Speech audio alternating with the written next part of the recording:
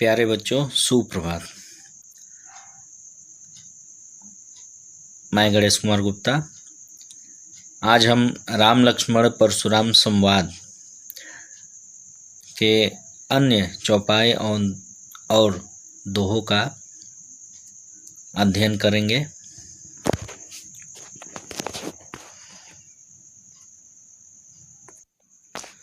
अभी तक आपने पढ़ा था कि परशुराम जी लक्ष्मण को डरा रहे हैं और उन्हें कहते हैं कि मेरा फरसा बहुत ही खतरनाक है, तुम इसको देखो और माता पिता को सोच के वश में मत डालो।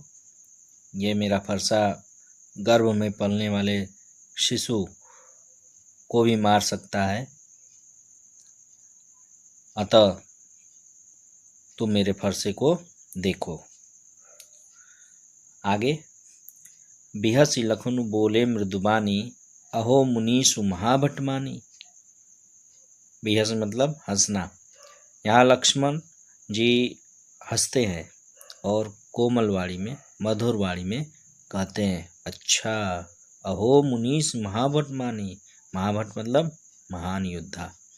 अच्छा, मुनि श्रेष्ठ, अपने को आप महान योद्धा मानते हैं और इसीलिए पुनि पुनि मोहि दिखाओ कुठारू, चहत उड़ावन फूकी पहारू। और इसीलिए बार बार मुझे कुठारू जो फरसा है यह बार बार मुझे दिखा रहे हैं और चाहते हैं कि फूंक कर पहाड़ को उड़ा दूं। वह यह नहीं सोच रहे हैं कि सामने जो खड़ा है वो कोई साधारण व्यक्ति है, साधारण पुरुष है, ऐसी बात नहीं है और वह फूंक कर पहाड़ उड़ाना चाहते हैं। यहाँ कुंभड़बतिया कोई नहीं, यहाँ कुंभड़बतिया कोई नहीं है। जो पुष्प के पहले की अवस्था जो कली होती है बहुत ही कमज़ोर होती है और जैसा कि हम सभी बचपन में ऐसा करते थे कि कोई कली रहती थी तो उसकी तरफ उंगली से इशारा नहीं करते थे कि वह मुरझा जाएगी, तो उसी की उपमा यहाँ लक्ष्मण जी दे रहे हैं कि यहाँ कोई कुंभड़बतिया नहीं है जो तर्जनी देख ही मर जाए। जो तर्जनी मतलब प्रथमा उंगली, अंगूठे की बगल वाली जो उंगली होती है उसी को तर्जनी कहते हैं। कि आपके बार बार ऐसे इशारा करने से, दिखाने से, मैं फरसा दिखाने से मैं डरने वाला नहीं हूँ और मैं कोई कमज़ोर व्यक्ति नहीं हूँ। अर्थात उनका, लक्ष्मण जी का आशय यही है कि यहाँ कोई कमज़ोर व्यक्ति नहीं है जिसे आप डराकर भगाना चाहते हैं। देखि कुठारू सरासन बाना, मैं कछु कहा सहित अभिमाना। लक्ष्मण जी यहाँ कह रहे हैं कि मैंने आपके फरसे को देखकर, कुठारू मतलब फरसा, सरासन मतलब धनुष और बाण को देखकर मैं कुछ कहा सहित अभिमाना। मैंने अपने अभिमान की रक्षा करते हुए जो कुछ भी कहा वो मैंने अपने अभिमान के सहित बोला। मैं अपने को कमज़ोर साबित नहीं करना चाहता क्योंकि मैं एक क्षत्रिय हूँ और किसी की चुनौती को मैं स्वीकार तुरंत करूँगा। भृगुसुत समुझि जनेऊ बिलोकी, जो कछु कहु सहोरिसरो की। और केवल भृगुसुत अर्थात महर्षि भृगु के पुत्र समझकर और बिलोकी क्या देखकर, जनेऊ देखकर कि आप जनेऊधारी ब्राह्मण हैं और भगवान भृगु के पुत्र हैं, ऐसा समझकर आप जो कुछ भी कह रहे हो, जो कुछ कहो सहोरिसरो की, तो मैं उसको क्रोध अपना रोक कर चुपचाप सह रहा हूँ, चुपचाप सुन रहा हूँ। अन्यथा सुर महिषुर हरिजन और गाई, हमरे कुल इन पर न सुराई। कह रहे हैं लक्ष्मण जी कि सुर जो देवता होते हैं, महिषुर, मही मतलब भूमि, पृथ्वी और पृथ्वी के सुर, पृथ्वी के देवता जो हैं वो हैं ब्राह्मण। सुर महिषुर हरिजन, हरि के जन अर्थात भक्त, औरु गाय, और अरु मतलब और गाय, धरती पर यहाँ लक्ष्मण जी कह रहे हैं कि देवता, ब्राह्मण, हरि के भक्त और गाय, इन चारों पर हमारे कुल इन पर न सुराय। सुराय मतलब वीरता दिखाना। हमारे कुल के लोग इन पर वीरता नहीं दिखाते हैं, इन पर आक्रमण नहीं करते हैं, इन्हें प्रताड़ित नहीं करते हैं। बंधे पाप अपकीरत हारे। क्यों? अगर हम इनसे युद्ध करेंगे, इनको सताएंगे तो बंधे, अगर हम इनका, बंधे मतलब वध करना, कि अगर हमने इन चारों में से किसी का वध कर दिया तो हम पाप के भागी होंगे। और अपकीरत हारे, और यदि लड़ाई इनसे हम करते हैं और इनसे हार जाते हैं तो अपकीर्ति भी हमारी होगी, जगत में हमें बदनामी भी, हमारी बदनामी भी होगी। मारत हूँ पा परिय तुम्हारे, और मारने पर अगर ये मारे भी तो इनके पैर ही पड़ने चाहिए। कोटि कुलिस संवचन तुम्हारा, व्यर्थ धरऊ धनु बाण कुठारा। हे मुनि श्रेष्ठ, आपका कोटि का अर्थ करोड़ होता है। कुलिस संवचन तुम्हारा, तुम्हारे वचन जो है वो करोड़ों बाढ़ के समान है, जो अत्यंत पीड़ादायी हैं।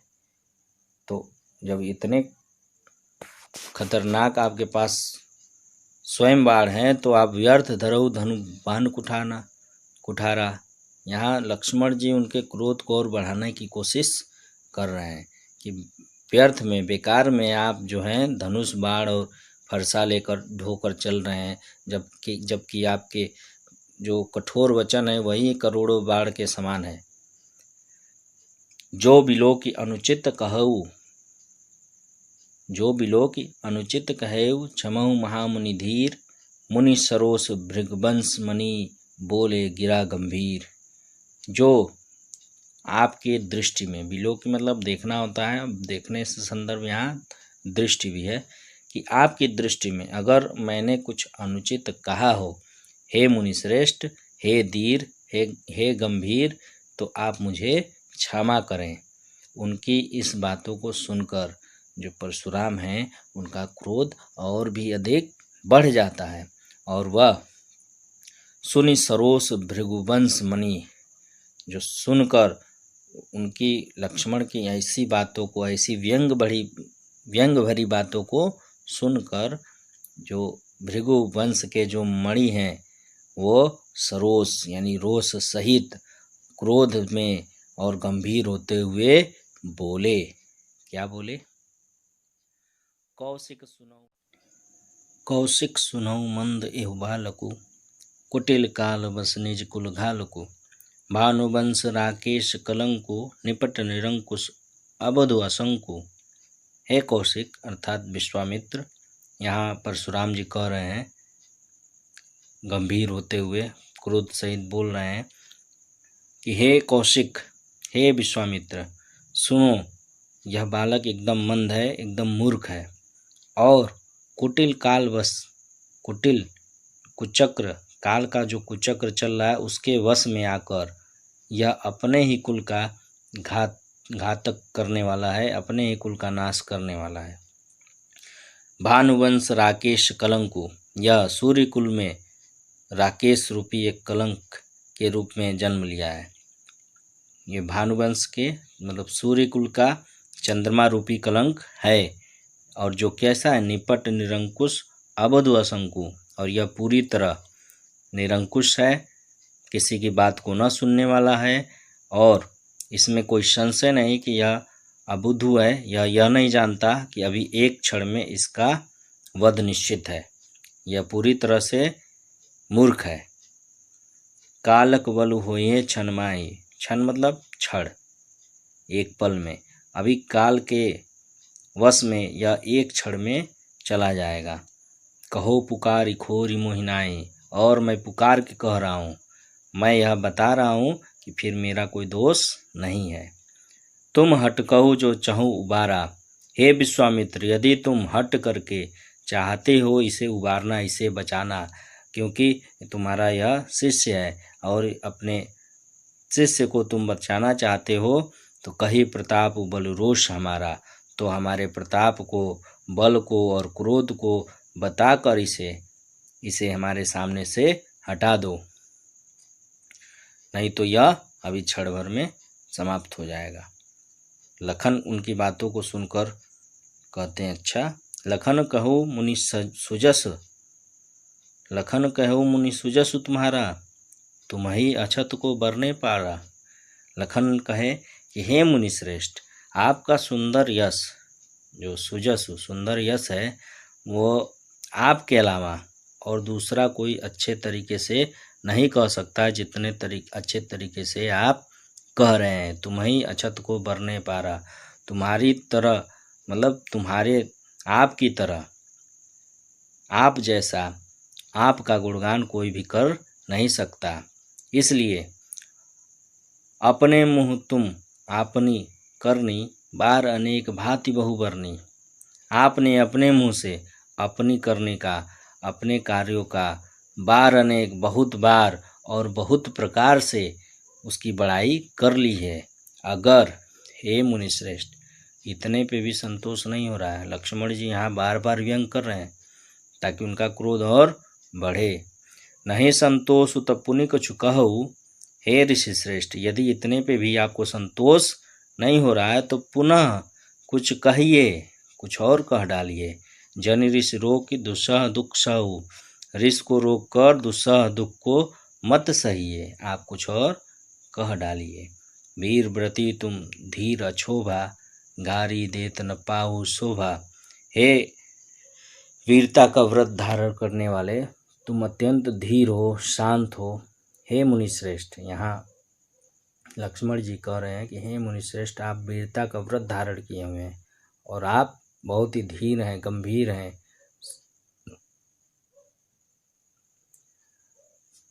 शांतचित्त रहने वाले हैं, लेकिन आपको गारी दे न पाओ शोभा, गारी देते आपको अपशब्द कहते शोभा नहीं देता। वास्तव में यदि जो वीर होता है उसके बारे में लक्ष्मण जी क्या कर रहे हैं, सूर समर करनी करही, कहीं न जना वही आप, विद्यमान रन पाई रिपु, कायर कथई प्रताप। लक्ष्मण जी यहाँ कहते हैं कि जो वास्तव में सूर होते हैं, जो वास्तव में वीर होते हैं, वो युद्ध में अपनी करनी को बार बार कह कर नहीं दिखाते, वह अपने आप को डिंगे मार कर बड़ाई कर कर दिखाते नहीं हैं। विद्यमान रन पाई रिपु, कायर कथई प्रताप। वास्तव में जो कायर होते हैं वही रण अर्थात रण, युद्ध क्षेत्र में रिपु अर्थात शत्रु को पाकर जो कायर होते हैं वो कथई प्रताप, वो अपने प्रताप को बार बार कह के, अपना गुणगान कह के अपनी कायरता को सिद्ध करते हैं। वास्तव में जो वीर होते हैं वो युद्ध में युद्ध करते हैं, अपनी बड़ाई नहीं करते हैं। लक्ष्मण जी यहाँ बार बार उनके क्रोध को बढ़ा रहे हैं। आगे देखिए, तुम तो कालु हाक जनु लावा, बार बार मोहि लागी बुलावा। लक्ष्मण जी कह रहे हैं कि ऐसा लग रहा है कि काल आपके दास हैं और उनको आप बार बार हाक रहे हो, जैसे वो आपके वश में हैं। तुम तो कालु हाक जनु लावा, बार बार उनको हाक रहे हो, जैसे कोई गाय गोरू बैल को हाकता है वैसे ही आप काल को हाक रहे हो और बार बार मेरे लिए उसको बुला रहे हो। सुनत लखन के वचन कठोरा, परशु सुधार धरेउ कर घोरा। सुनकर लक्ष्मण के ऐसी वचनों को सुनकर, जो वचन कैसे हैं, काफ़ी कठोर हैं, इन कठोर वचनों को सुनकर परशुराम ने अपना परशु सुधार लिया, एकदम कस कर पकड़ लिया कि अब प्रहार कर ही देंगे। परशु सुधार धरेउ कर घोरा, अत्यंत कठोरता से उसको हाथ में पकड़ रखा है। अब जनि देई दोष मोहि लोगु, कटुवादी बालक बध जोगु। कह रहे हैं कि अब जनि यानी अब लोग मुझे दोष नहीं देंगे, जो भी लोग हैं अब बिल्कुल मुझे दोष नहीं देंगे। यह कटुवादी अर्थात कड़वा वचन बोलने वाला यह बालक वध जोगु, वध के योग्य ही है। बाल बिलो की बहुत मैं बाचा, अब एवं मैं निहार भा साचा। बालक जानकर, बालक समझकर मैं इसको बहुत देर से बचा रहा हूँ, लेकिन यह बिल्कुल मेरे पास मरने के लिए ही, मरनिहार यानी मरने के लिए ही मेरे पास, यह सच में एकदम सत्य है कि यह मेरे पास मरने ही आया है। कौशिक कहा क्षमी अपराधु, बाल दोष गुणगन न साधु। अब यहाँ पर कौशिक अर्थात विश्वामित्र जी हस्तक्षेप करते हैं, बीच में बोलते हैं कि क्षमी अपराधु, अपराध क्षमा हो, हे मुनिश्रेष्ठ, हे ऋषि श्रेष्ठ, अपराध क्षमा हो। किसका? लक्ष्मण का। बाल दोष गुणगन न साधु, कह रहे हैं कि जो बालक होते हैं उनके गुण और दोष को साधु लोग नहीं गिनते हैं। अर्थात जो बालपन होता है, बाल स्वभाव होता है, उसमें शरारत छिपा होता है और उसको साधु लोग उनके बच्चे के, बालक के गुण और दोष को गिनते नहीं हैं। खर कुठारू मैं अकुरन कोई, आगे अपराधी गुरुद्रोही। अब उनकी इन बातों को सुनकर परशुराम पुनः कहते हैं कि खर कुठारू, मैंने यह फरसा या कुठारू, मैं अकुरन, बिना कारण के ही मैं क्रोधी या नहीं हूँ। खर कुठारू मैं अकुरन को ही, आगे अपराधी गुरुद्रोही। मेरे सामने यह खुद एक गुरुद्रोही खड़ा है। गुरुद्रोही क्यों? क्योंकि भगवान शिव परशुराम के गुरु थे और उनका धनुष जो है भंग हो गया, टूट गया, तो धनुष तोड़ने वाला गुरु का अपराधी हुआ, गुरु का दोषी हुआ और गुरु के दोषी को दंड देने के लिए यहाँ परशुराम जी उपस्थित हुए हैं, आए हैं। तो कह रहे हैं कि मेरे आगे, मेरे सामने यह गुरुद्रोही खड़ा है और मैं इसको दंड क्यों न दूं। उतर देत छोड़ो बिनु मारे, केवल कौशिक सील तुम्हारे। हे कौशिक, हे विश्वामित्र, केवल बिना उत्तर देत यानी बिना इसका वध किए मैं इसको वैसे ही छोड़ रहा हूँ। केवल, हे कौशिक, हे विश्वामित्र, केवल तुम्हारे शील के कारण, तुम्हारे चरित्र के कारण, तुम्हारे व्यवहार के कारण मैं इसको छोड़ रहा हूँ। न त एक काट कुठार कठोरे, गुरही उरिन होतौ श्रम थोरे। नहीं तो यहीं मैं इसी कठोर कुठार से इसे काट देता, अभी इसका तुरंत वध कर देता और गुरु के ऋण से थोड़े ही श्रम में उरीण हो जाता। गुरही यानी गुरु के, उरीण मतलब उरीण होना। एक ऋण होता है, ऋण का विलोम उरीण होता है, यानी एक कर्ज से मुक्त होना, कर्ज मुक्त होना। तो एक गुरु का जो ऋण है, यानी गुरु के ऋण को जो मैं नहीं उतार पाया, अभी तुरंत एक क्षण में गुरु के ऋण से मैं थोड़े से ही श्रम से उरीण हो जाता। गाधेशु नु कह हृदय हसी, मुनि हरियरे सूझ, अय मैं खाड़न ऊख मैं अजहु न बूझ अबूझ। गाधेशु यानी गाधिये के पुत्र कौन? विश्वामित्र। विश्वामित्र जी अपने हृदय में हंस रहे हैं और कह रहे हैं कि मुनि श्रेष्ठ को अभी भी हरिहरे सूझ रहा है, अर्थात कि उनको अपने अहम पर, अपने अभिमान पर अपने ऊपर इतना अभिमान हो गया है कि वो वास्तविकता को भूल रहे हैं। और जिसको वो आय मैं खाड़ न ऊख मैं अजहु न बूझ अबूझ, अभी तक उनके सामने जो खड़ा है उसको वो ठीक से बूझ नहीं पाए, ठीक से समझ नहीं पाए कि वो एक साधारण ऊख नहीं है, बल्कि वह लोहे की सलाखें हैं। लोहे की सलाखें हैं जिसको वो साधारण समझ रहे हैं। वो कोई साधारण व्यक्ति उनके सामने नहीं है, उन्हें वह साधारण ऊख समझ रहे हैं, जबकि वह ऊख की छड़ी नहीं है, एक लोहे की छड़ी है। आगे लक्ष्मण कहते हैं, कहो लखन मुनिशील तुम्हारा, को नहीं जान विदित संसारा। लक्ष्मण जी कहते हैं, अब उनके क्रोध को और बढ़ा रहे हैं कि हे मुनिश्रेष्ठ, आपके शील को कौन नहीं जानता। कहो लखन मुनिशील तुम्हारा, को नहीं जान विदित संसारा। इस संसार में ऐसा कौन है जो आपके शील को नहीं जानता। माता पिता ही उरिन भैनी के, गुरिनु रहा सोच बड़ जी के। माता और पिता के ऋण से तो आप भली प्रकार उरीढ़ हो चुके हैं, अब एक केवल गुरु के ऋण, गुरु का ही ऋण एक रहा है। यही सोच जो है आपके जी मतलब हृदय हृदय पर एक भारी बोझ के समान पड़ा हुआ है, तो इसलिए उसको मैं ही हल्का कर देता हूँ, कोई बात नहीं। सो जनु हमारे ही माथे काढ़ा, ऐसा लग रहा है कि वह हमारे ही माथे हमारे ही सिर पर काढ़ा गया है, हमारे सिर ही आना था, यानी उस कर्ज को हमें ही चुकाना है, उस ऋण से हमें ही मुक्ति देना है।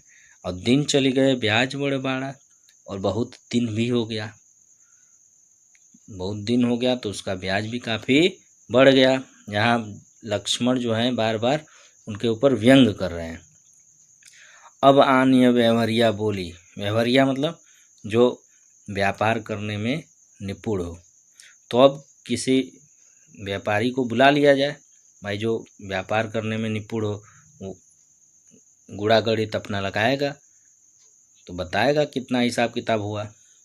तुरंत देव में थैली खोली और वह आ जाए और बता दे कि कितना हिसाब किताब हो गया, तो मैं तुरंत थैली खोलकर उसे दे दूं। अर्थात कितनी बड़ी बात यहाँ लक्ष्मण जी हंसी में कह रहे हैं कि जो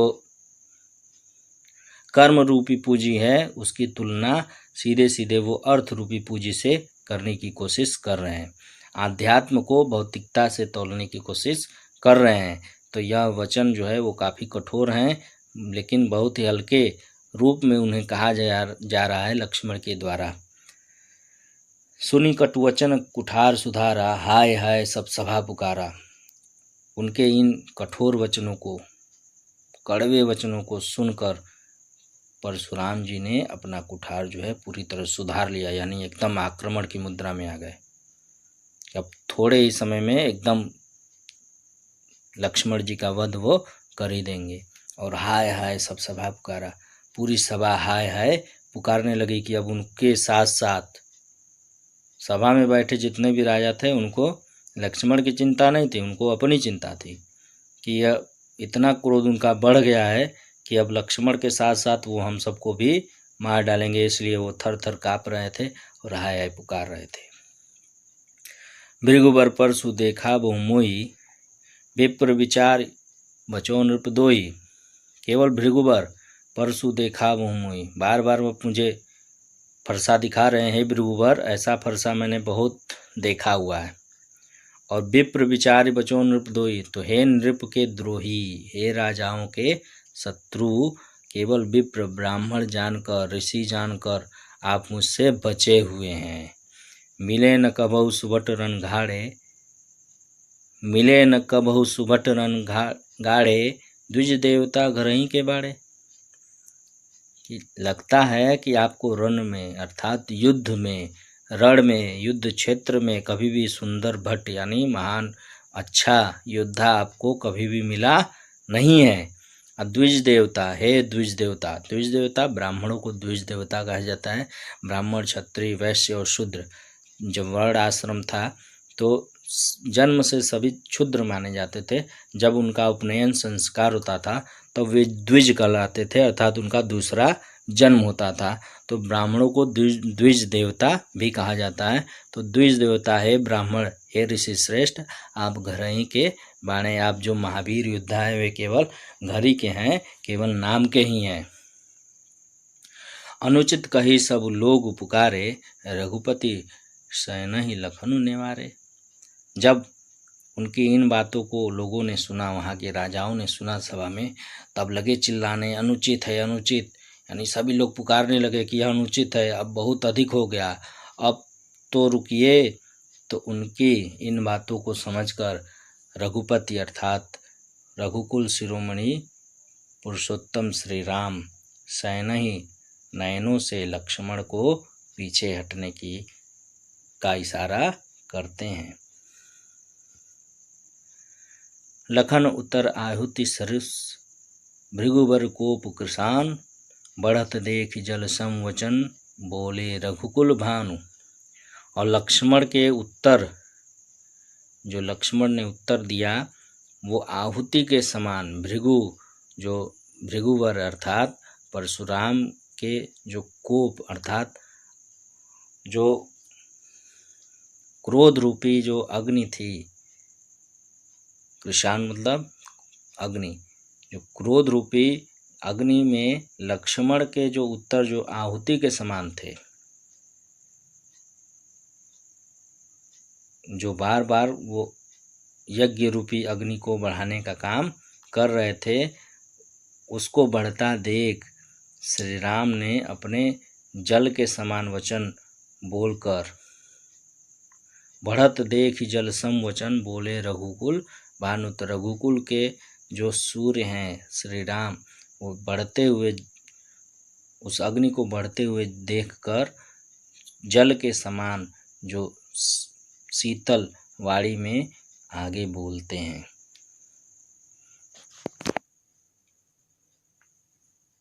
अब इस पाठ की व्याख्या यहाँ समाप्त होती है। कोई पंक्ति न समझ में आए तो आप मुझसे पूछ सकते हैं। तब तक के लिए धन्यवाद।